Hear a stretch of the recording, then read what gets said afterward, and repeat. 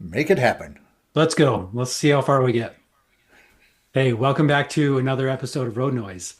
Uh, as usual, Dad and I catch up a little before we start chatting, and it's been good to catch up because Dad's actually been traveling and head halfway across the country out, basically to the East Coast, doing more sharing the gospel. So it's We've been 52 in, years. yes. You In celebrated fact, 52 years while you're out, right? while we were out, right, let me back up here. Yeah, in the past just over 2 weeks, we were in five different states and had meetings in several churches. And wouldn't you know it, on our 52nd wedding anniversary, we're doing a presentation at a church. Yeah, yeah, Yeah, you know, this, and I told him, well, this is kind of what we do, and so yeah, yeah. here we are, Yep. 52 50. years in the ministry and celebrating our anniversary by Yep. sharing the gospel. I love it. I love it. And for those Yeah. who are just now maybe tuning in or catching these conversations, that is why we call it road noise. Like mom and dad spent 52 years on the road, and there's a lot of conversations and stories that have happened over those 52 years. And if you're curious about 100 plus of those stories, you can just look back in the archives of these conversations and start back at season one, and you've got some listening to do. But yeah, we're glad you're here in this conversation today. And actually, before we jump into where we're going, I know we're going to put some miles on today. If you haven't already, hit subscribe to this. And if you are on catching this on YouTube, um, hit subscribe, give it a thumbs up, let us know that you're listening. And we love interacting with you that are listening and sharing this journey with us. And you never know, one of these interactions might turn into a road noise. So where are we headed to today, Dad? Uh, well, if there's anything I can say is over the years, we have been everywhere. We really have, especially here in North America, but primarily in the United States. We've been coast to coast, east to west, north to south, all 50 of the states. And so God has just blessed and kept us safe as we've traveled. And I mean, your mom and I were talking yesterday that as I look back over 52 years, I feel very good about what we've done with our lives and all the times we've been able to share the gospel and see God at work. And yeah, it's been good. Yeah, so on our anniversary, I told everybody when I started, I says, okay, hold your applause. But yes, today is 52 years of doing this. And what I didn't tell them was, what was it, just a couple days after that was also my birthday. And so you kind of do what we do. But what I was going to say is over those years, I mean, we started in 1973. And at that time, Sesame Street was relatively new, 3 or 4 years old. And so we were like the live Sesame Street that would come to your church, doing puppets and so forth. And that was relatively new to churches. And so they really opened up their arms and welcomed us, and we stayed extremely busy, right from the very beginning. And so that's kind of been cool.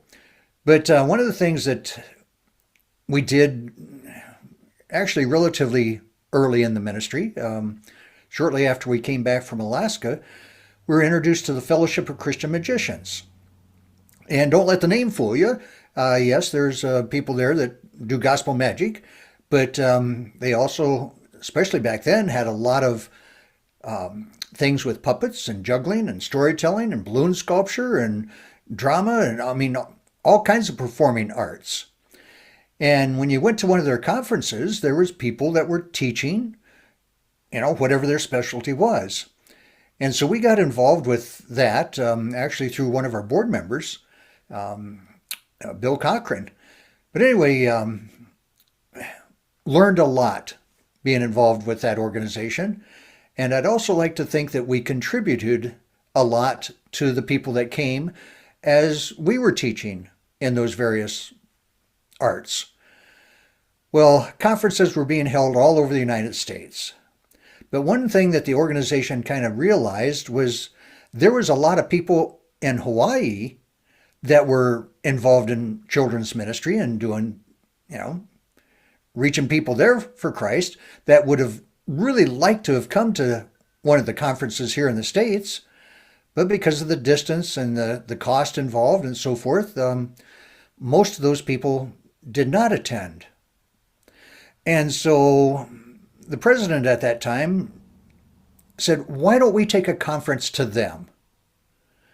And he approached me and said, Sheldon, if we could organize a conference in Hawaii, would you and Vicky be willing to go? And I'm like, well, sure.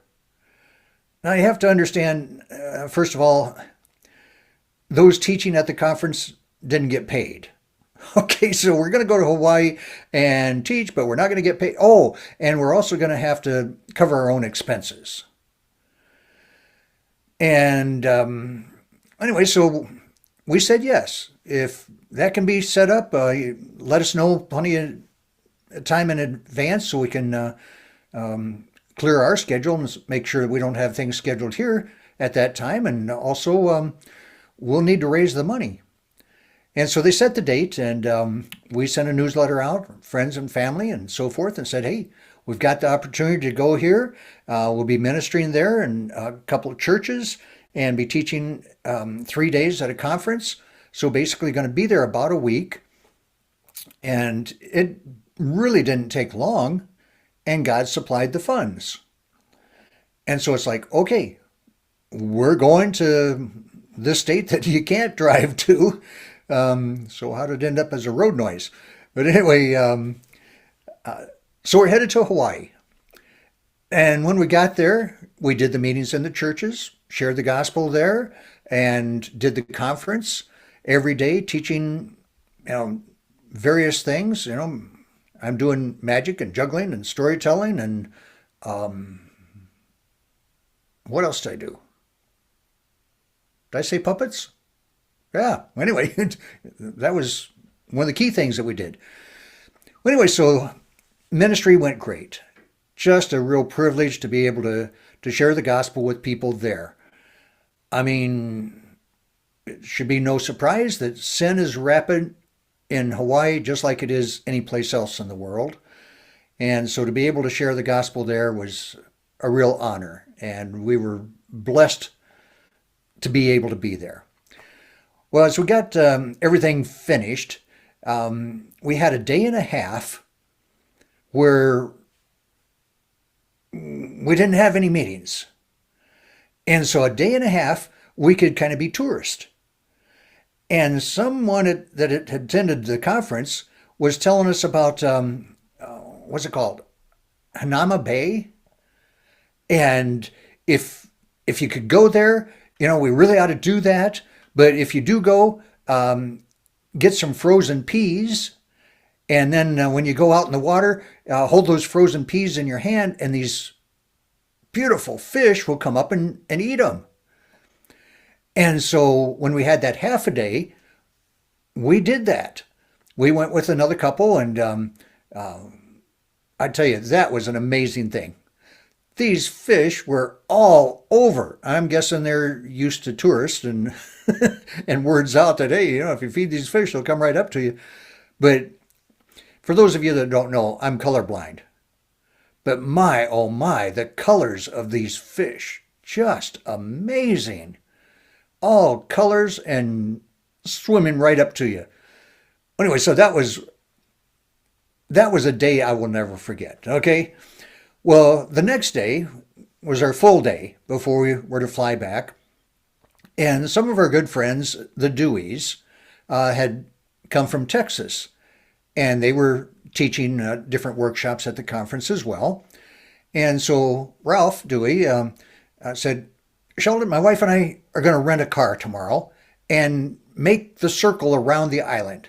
Would you and Vicky join us?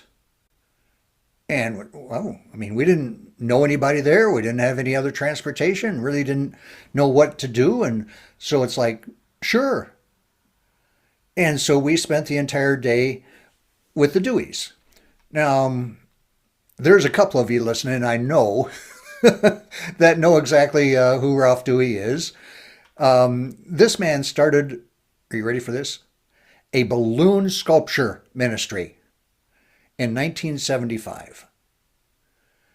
And Ralph had books, several books that he had done on balloon sculpture, how to take a and make a balloon animal and have a message with it. And at least at this time, my oh my, Ralph was kind of the leading guy when it comes to doing balloons in ministry, which is exactly why he was invited to come to the conference there in Hawaii. And I haven't talked with Ralph in quite a long time now, but I'm guessing he is still probably one of the leading people doing that and teaching that and sharing his ideas in his various books. Well, anyway, so we spent the entire day with the Deweys, went completely around the island, just a circle. And when we got back to the hotel that night, it's like, wow, wow. So glad that we did today what we did today instead of doing today what we had done yesterday. Because while we were making the circle around the island, several of the other people that had been there for the conference to teach had heard about going to this Hanama Bay and feeding the fish.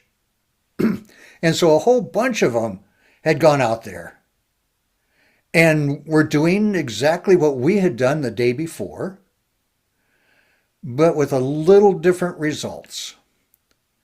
While they were out there in the water, feeding the fish and enjoying the beautiful climate there, someone was back on the beach helping themselves to the cameras, the purses, and anything and everything of any value whatsoever. And that whole group of them that had been teaching there at the conference, when they got back to shore, found that there was nothing left.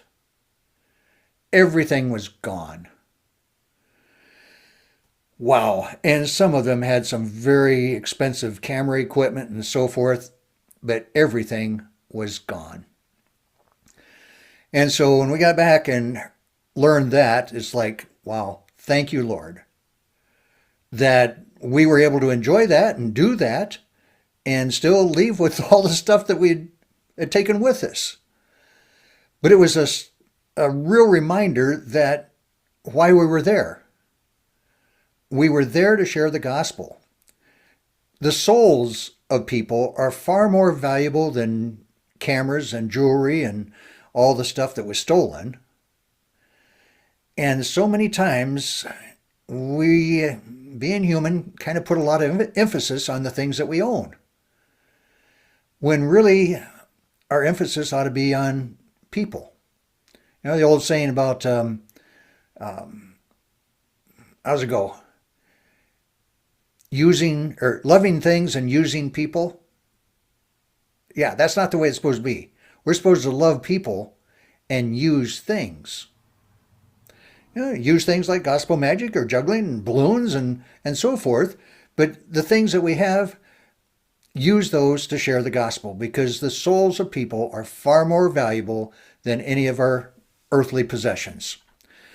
And I guess we're reminded of that in Matthew chapter 6, verse 19. Don't store up for yourselves treasures on earth, where moth and rust destroy and thieves break in and steal. Right there on the beaches. Yeah. Things Yep. disappear. Great reminder. Great reminder that it's just stuff, and those relationships and pouring into those, that's priority. Yeah. Yeah.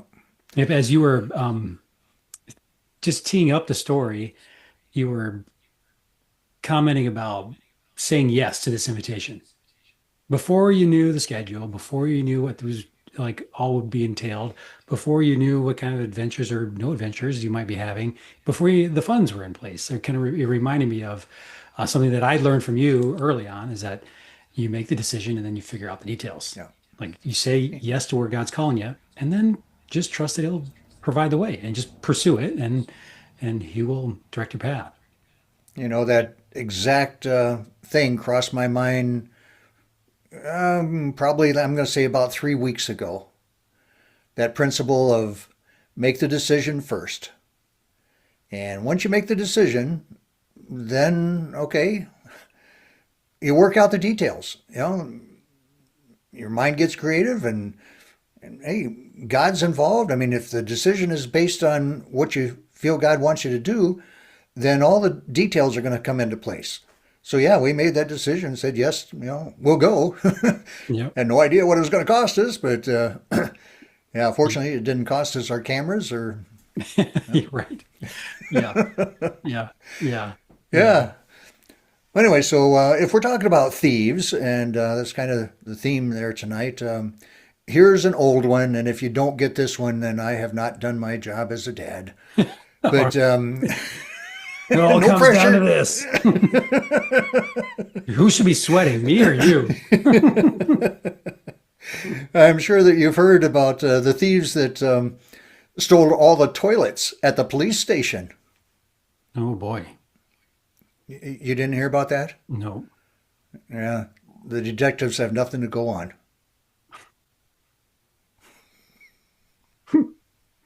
That one is actually funny. All right, now this one makes total sense. What do thieves make their weapons out of? Hmm. I don't know. Steel. Oh, yeah. Of course. Of course they do. All right, all right. One more then. One more, and we'll park it after this. You ready? Um, Police are searching for thieves that stole a bunch of rope from a toy store. They believe the thieves have skipped town. Hmm. As they should. Yeah. All right, that's all I got.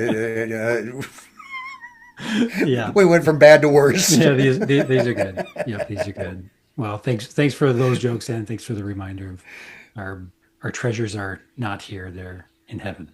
Yeah. They are. All right, well, let's park it here and hey, we'll pick it up again next week.